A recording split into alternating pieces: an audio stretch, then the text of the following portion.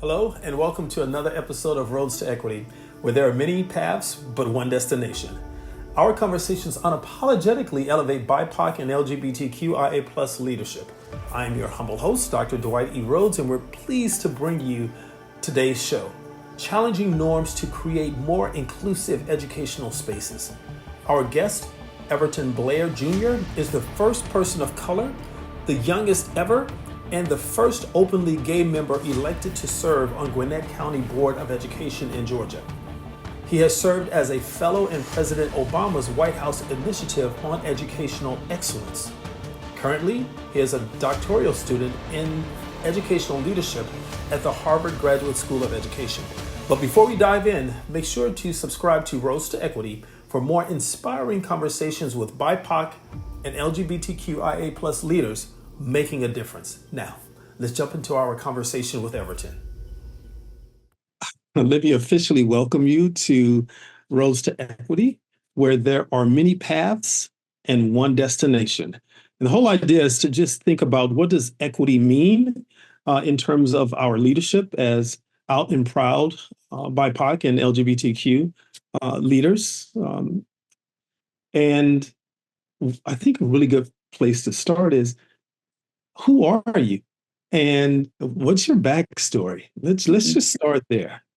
Yeah, I'm a son of public servants, of immigrants, an oldest sibling, and somebody who's always tried to see the opportunity that exists and not the deficits or the constraints in front of us. So I like to think that I'm like a converger and a synergist and like a big picture thinker, but also a connector and a bridge builder.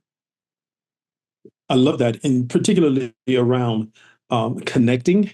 And I think about my own personal experiences in connecting folks and being connected, but I wasn't always comfortable in my own skin, right? And so there was always this, for me at least, this mask. And, of course, Lawrence Dunbar comes to mind when I think about wearing a mask.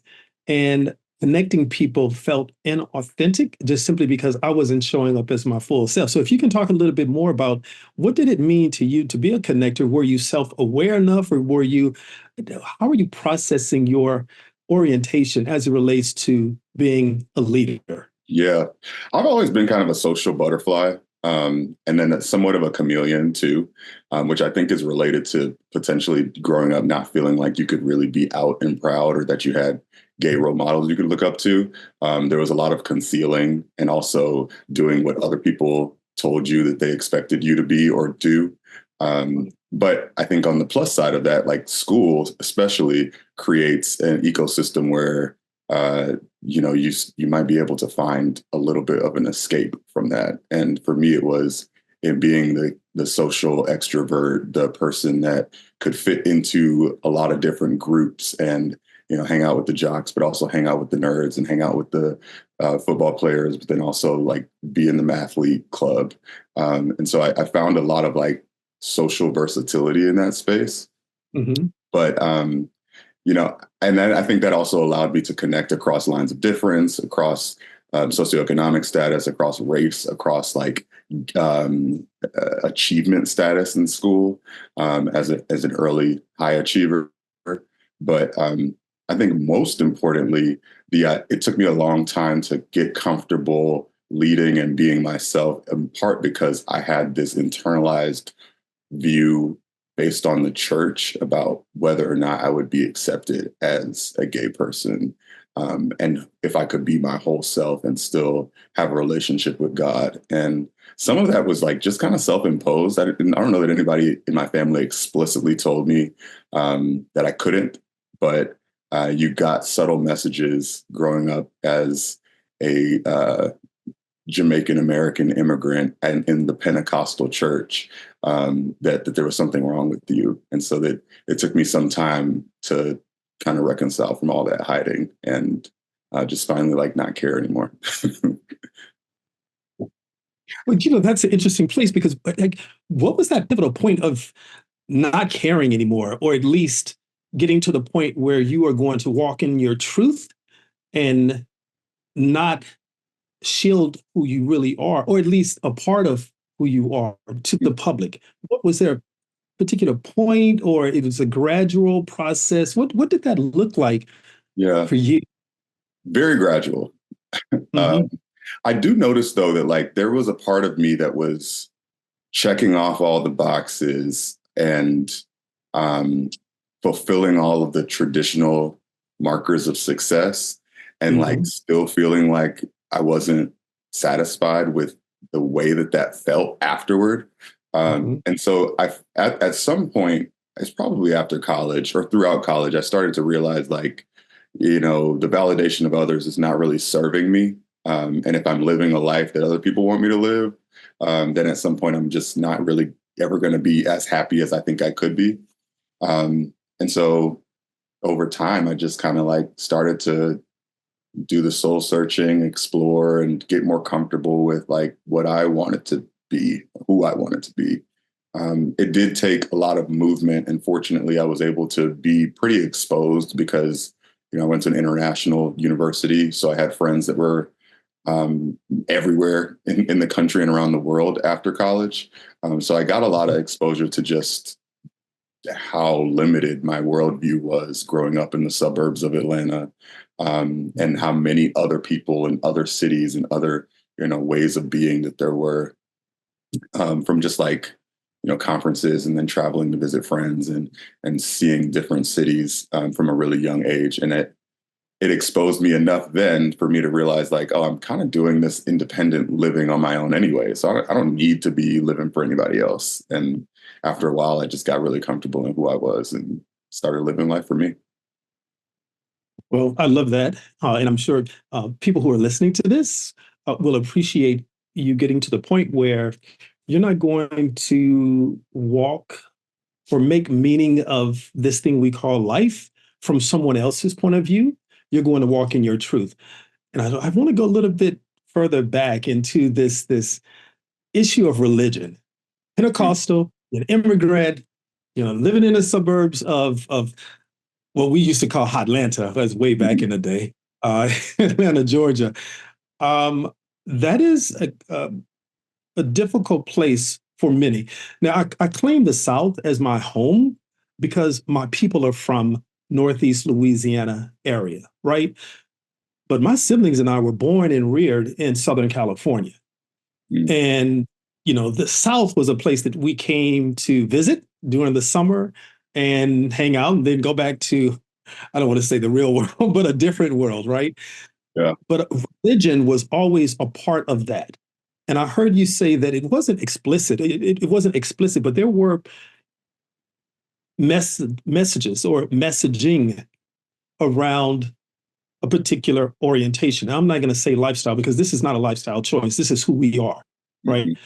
So, how did you navigate that space of having such religious family and getting to the place of saying, I'm not going to do this anymore. I'm not going to live this lie? Yeah, it's interesting because I'm not the first gay person in my family, and so I think one of the markers of the subtle messaging of it not being allowed or not being accepted was just how hidden, I felt like my older uncles and cousins, who were members of the church or who did kind of like come of age while I was still a child, Mhm. felt like they needed to be. uh, it created this impression that like we accept you, but it's kind of don't ask, don't tell. We don't want to, we will always assume that if you're a male bodied individual or male identifying, that you're going to be with a woman one day. And so there are all of these just like very normative, heteronormative messages in the church. And then I think that on top of like all of those cousins and uncles being DL, meant that I was not supposed to talk about it or that it wouldn't be okay for me to break the mold either. Right. Um, and I mean, I was kind of wrong. I kind of shortchanged or like underestimated the degree to which my relatively open-minded family would be able to accept me outside of, potentially the conflict that it would bring about with whatever religious beliefs they might hold. And it was a little bit of a journey for surprising members of the family than you might expect, or one might expect looking from the outside. But actually, like a really important experience that I'm glad that I was able to do just for others of the, family members that I have, distant cousins and relatives that I think to this day are still not seeing enough examples of like it being okay to be who you are. Right. Hence the reason why, we're doing this conversation. And so that people can, I mean, we exist. We know that, right? I mean, we can go as far as the White House. We exist there.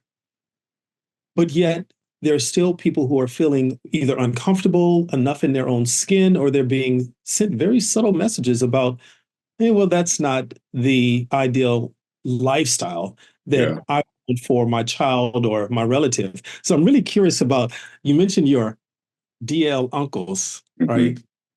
I, I remember Atlanta in the 90s.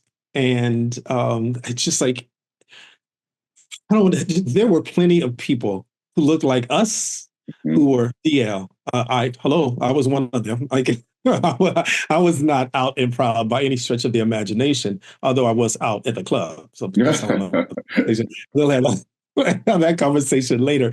But I'm wondering, what was the response from those uncles or other family members that you I don't, and let me, I don't want to make assumptions. Did you perceive that they were gay, or it was just demonstratively known that they were? Always suspected when I was a child, but Hmm. confirmed for some members. I'm thinking of two instances where I saw them out in the club. Well, And then also, I think as we got old, as I came of age, like they were approaching 40, and so I think there's also this like family members stop asking you about your love life at a certain stage if they suspect that either don't have a lot of prospects or that you might be LGBTQ plus. And I think just like seeing that gradual disinterest and disinvestment in their personal lives was a little bit of like the subtle confirmation, not confirmation, but like the subtlety of their suspecting that they were gay. I think for me, it was interesting because I'm still, I think, the only family member who's like publicly come out. interesting. Okay. Um, but those members of the family who are still to some degree closeted have individually reached out to me and shared like, you know, sentiments of pride. And um, I think there's just a generational difference in the ability and comfort that I think I have the good fortune of being able to both live more independently and not need to rely on anybody. I think some of the, hiding or concealing who you are comes from like necessity because you might be still living with your parents, or you might, there might be some sort of like connection that you might lose, or you might risk with connection to family if you do say something or if you do come out. And I've been fortunate to have a very different lived experience and to be in a generational moment where Obergefell happened before I became an adult. So I was able to enter the workplace with this sentiment of it being possible to even have a life partner that would be recognized in the court of law. And so I think that generational difference is the biggest piece, but they're all really proud. And I know that they know, and they know that I know. But we still just, out of respect, I don't really say anything to anybody about it. Interesting. I want to land on that last remark around out of respect. What do you mean by that? Out of respect for whom? Yeah. I guess in general, like I take the approach of not sharing other people's business. And Okay. that to me is a version of respect. And then if I ever get the impression that they wouldn't want someone to know something, but it is something that they've either confided in me or that I've learned by my own, vantage point or experience, then it's still not somebody else's business for me to tell. And so that's a version of Mhm. respect for me. Yeah. And that was the assumption I was making, because I don't believe in outing someone or, making those types of public assumptions about people. I Hmm. just want to be clear and just ask. But you talked a little bit about the generational piece and how difficult it was for, here's some context, and I'll go back to that point. I'm the youngest of three boys. All three of us are gay, Wow. or I like to say happy, right? And when I was a principal in San Francisco, uh, several years ago, I was actually approached. I still do not know to this very day how this person found out about me, but they found out about my story that I was the youngest of three, Mm. uh, you know, gay children from very religious parents. And they wanted to do like this. They wanted us to be a part of a study. They actually wanted to like, what's going on with this family? And I was not at the place. And actually, I was a first year principal, and I just was like, I don't have time for this. And I wasn't. I mean, I was out, but I wasn't. I wasn't having conversations about it. Does that Hmm. make sense? Right? And it's like people knew I was out, that I had a partner, but I wasn't having conversations about it. And so I'm thinking about, what did it mean for you, Yeah. and having those really explicit conversations? Because prior to this recording, you were talking a little bit about your journey to the school board. And it Hmm. was at that point you decided to be intentional and Yeah. explicit about your sexual orientation. So talk Yeah. a little about that.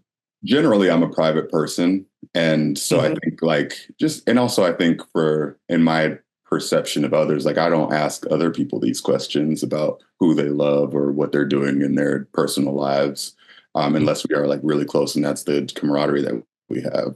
But I think, it's a little different when you run for public office because everything private becomes public. so, so there was this tension around like, am I not being true to myself by not sharing? And do people see that as me intentionally hiding? And is there a disservice being done with that choice of just like, kind of omitting or being discreet about my personal life? And then there was the opportunity of, sharing my story with people so that it would amplify visibility for students like me who might not have ever seen a Black gay role model in a position of authority, to Hmm. prove to them that they could still be successful, seen as credible, and lead, even with identity markers that put them at double margins. And so I think for me, that was the opportunity that I saw, which is why I chose to do it. But then I wanted to make it not as much about me and make it more about the moment. So I actually chose to come out on coming out day, um, and just share a little bit of my story in a written form. And then the news picked it up, and there were some requests to do some mini interviews. So I did a couple of those too. But I think the proof of that being a positive experience was in so many of the students thereafter that wrote me and shared that like they didn't know, and they're so honored, and they feel more like they can be themselves because they see an example of a successful person that they could relate to, as well as teachers. That was, I think, the most surprising thing. Teachers and administrators were like, thank you so much for standing up for us. And we're like, I didn't, did I stand up for anything? I just just kind of said something, but it did kind of reaffirm that it was the right decision to make. Well, I've never had an opportunity to thank you. So I want to thank you, because what you do not know is that I actually thought about running for public office. And what prevented me was the fact that I wasn't quite comfortable with Hmm. having my private become public, right? I, I'm familiar with your ascent onto the Gwinnett County School Board, but I didn't realize that there was this tension on whether or not to come out. And I'm assuming Hmm. the tension, um, I don't know if somebody was bribing you or not. I doubt if that was the case, but the idea, like, you know what, I can actually be a role model Hmm. and just live and walk in my truth in this moment. And so I thank you for being brave enough and courageous enough to walk in your truth publicly and own who you are I appreciate and that. all of your identity. It's funny Yeah. from my vantage point, like the simple things seem brave and the brave things seem the things that feel really brave to me are like ridiculous. But when people say that, I'm honored. I'm also kind of like, we have so much further to go. If even just saying that is a big deal for folks, then I think it furthers this idea that like we really have a lot more work to do to make people feel either comfortable enough much earlier, or to have this be a non-issue at some point. And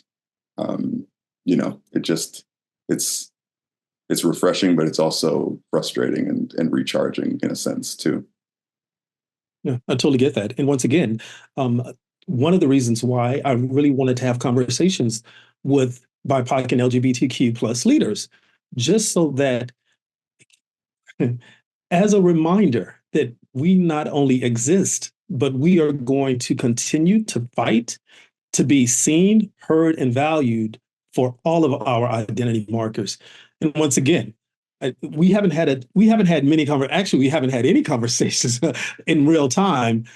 But like my identity markers: Black, gay male, Southern, agnostic, married to an immigrant. Every day, like some part of my identity is discriminated against, For sure. right?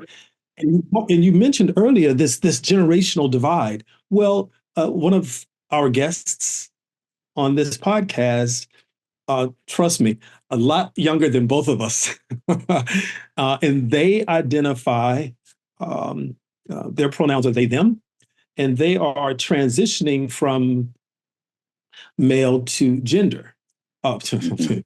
male to female gender, and they are still struggling with walking in their truth, bringing home the point that although you thought it wasn't, it's the small thing by just being demonstratively clear that, hey, Mhm. let's just assume, let's not make any assumptions. I am gay. I'm on the school board, and that's what it is. This is really about the kids. It's not about me. But there are people who are a lot younger than us who are still struggling, who are still being bullied, who are still being kicked out of their homes. The guests that I'm referring to, they were just kicked out a couple of weeks ago. Mhm. And there's a lot more to that story, but you would think at the age of 22, someone who's trying to come out, that would not be an issue, but it Right. is, So right? Still. You can stay humble, which is great, but what you did impacts all of us. And I am deeply moved because of it. So just know that. appreciate it. We don't have much time left. So I really want to get to a couple of more thoughts around your journey to where you are today, right? And so, can you talk a little bit about the current state of Don't Say Gay and how you are navigating that space as an out and proud leader um, today? Like, what are you doing to push back against that, other than having a conversation with Rhodes to Equity? What Yeah. else are you doing? What's interesting, I was pretty satirical during the book ban legislation because, frankly, like literacy is so low in this state that the last thing we need to be doing is banning anything related to reading. And then the irony is like the quickest way for you to get students interested in a topic is to make it illegal or to, create sensation around it. So I think it was actually counterintuitive um, to whatever kind of like bigoted goals they had, because like more students than ever are now reading Zora Neale Hurston and All Boys Aren't Blue by George Johnson and all of these other books that were deemed so dangerous for young minds, that I think I just poke fun at the whole thing. Like, look at y'all thinking that y'all are doing something and you did the opposite. But in general, I think it's really important to be clear-minded and clear-headed about what the fear is behind the other side's approach and to disentangle that where possible. And so I think some of what was really interesting, this happened while we were on the school board together, the state legislators took it upon themselves to require each local entity in Georgia to create a process for like any complaints that you have about anything in the curriculum. And it was cumbersome and like, who's paying for all this staff time? And this is not actually the way that we should be, deciding what students are learning. But at the same time, it was really important for me and for us as a board to take ourselves out of that fight and instead focus on ways to preserve the equity and diversity of the curricular resources that were in front of our students.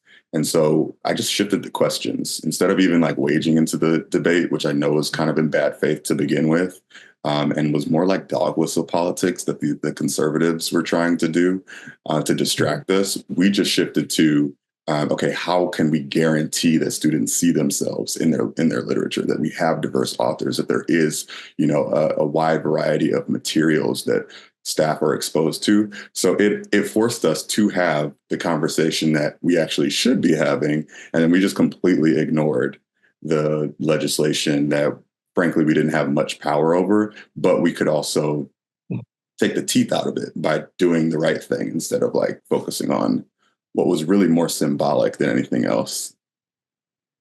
Yeah, I really appreciate that work. And like everyone knows that if you want to make somebody want something more, say you can't have it. Mm-hmm.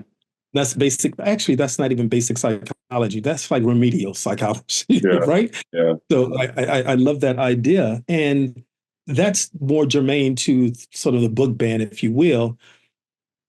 But, and plus, you're in a place like Atlanta, Georgia. What advice would you have to a leader or an aspiring leader that is in an area that is not as blue or purple as a place like Atlanta? Yeah. Who's trying to lead out in crowd?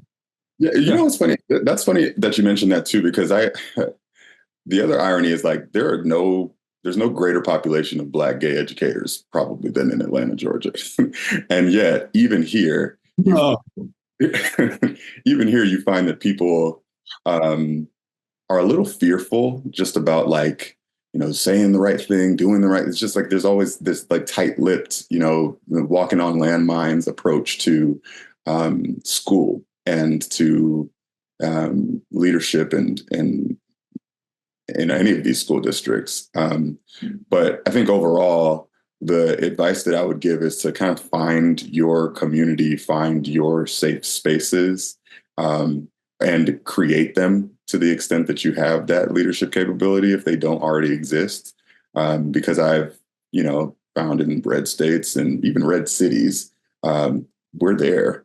We just, and maybe it's not the easiest effort or the right work at this exact time to try to, be at the forefront of an issue or to try to create systemic change in your district by yourself, because you might just literally not have the critical mass in order to make that viable.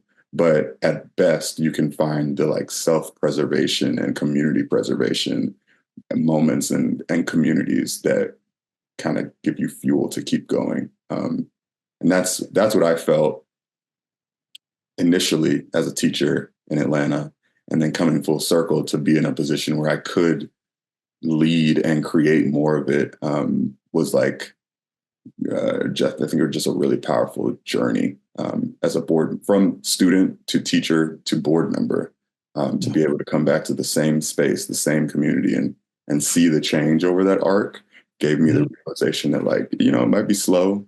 It might not be your exact role that you want to play in this moment, but find ways to create the community and space that make it a worthwhile experience for you and for others. Love it. And less than 5 minutes left in our conversation, and there's never enough time. With all of this heavy lifting around walking in your truth and being a role model, if I can use that term for you, I don't know if that's how you feel, but like, you're a role model to me. Like I cannot express to you enough how thankful I am for what you did. How do you stay motivated? How do you stay upbeat? How do you keep that smile on your face, right? When there's so much blowback. Yeah. I'm crazy enough where actually the frustration is the fuel. Like the angrier I am at the state of affairs, the more willing I am to get up and feel Hmm. like something must be done about it. Um, but my motivation day by Hmm. day is progress. And when I can look back at the week or the year or the months that we've been working on something and actually see some fruit to the labor, or have like vignettes or testimonials of student experiences that have changed because of something that we've done positively. I mean, like that just, you know, reaffirms that I'm doing the right thing. And I think, That's powerful. particularly as it relates to LGBTQ students and their experiences, I know for a fact that they are experiencing, and they have shared it themselves, a more inclusive educational experience than that which I underwent 25 to 15 years ago. And I try to show up for them sometimes in informal and subtle ways, just by literally blocking time on my calendar to sit with the Prism Club in the middle schools that were in my district, Hmm. or Hmm. to show my support or in public comment for good things that were happening at a gay straight alliance at one of the high schools. Just giving that little nod that I see this, I support this, and this is something that's valuable for those students, is work that I think reaches far beyond just the internal feeling of recognition that those students get, but also like the systematic uh, um, nod to it being okay for that organization to exist and for that student support to, be continued. Perfect segue into the very last part, last question. And this is a question that I'm positing to all of our guests. And that is, like, what do you imagine a world, what does it look like for completely accepting LGBTIA plus community? What does that world look like in the future for you? Hmm. I do think that the fight is never ending. So I don't think that my answer will be magical or that there will be some utopian state.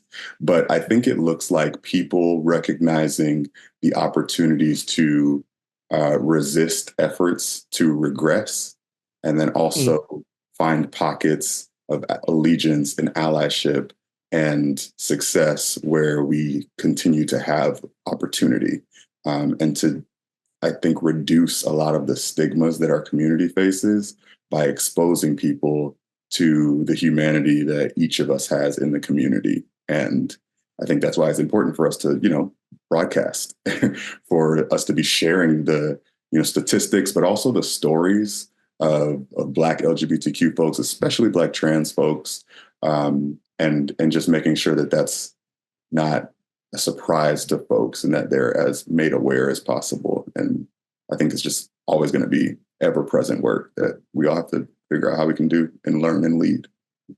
I love it. That's powerful. And I want to thank you twice. One, for giving a shout out to my sorority sister, Zora Neale Hurston. So thank you for giving a shout out to her. And thank you, Everton, for just making the space, making the time for this space to have this really important conversation. And hopefully someone can take something away, but that they can realize that it's okay that they're gay and it's going to get better. For sure. Guaranteed. So Thank you for thank the you.